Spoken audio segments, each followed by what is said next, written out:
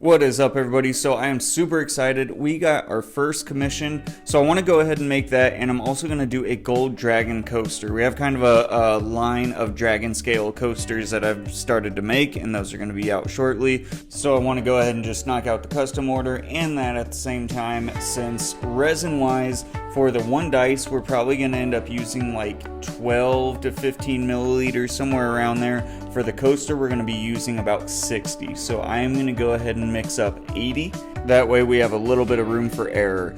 For the colors you guys see me mixing, I used a pink pigment ink for the dye and then a blue mica powder. And then for the gold here, I just used a gold mica. And yeah, let's go ahead and do the pours. For any pour like this where you have a whole bunch of these little pockets, I've talked about this a couple of times, but these are really rough for getting bubbles stuck in them. If you aren't using some sort of pressure pot or anything like that, you have to babysit this like crazy. It is unfortunately something that there's only so much you can do to try and prevent.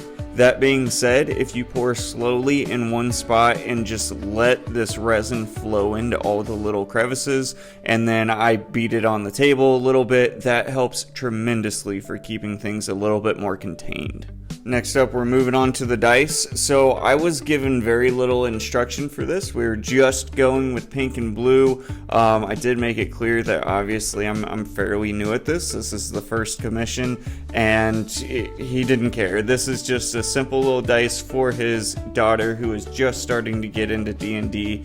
And yeah, I really hope they like it. But we're gonna do part 2 also, where we are inking the dice and everything like that, but I wanted to at least get it in here and show you guys the process first.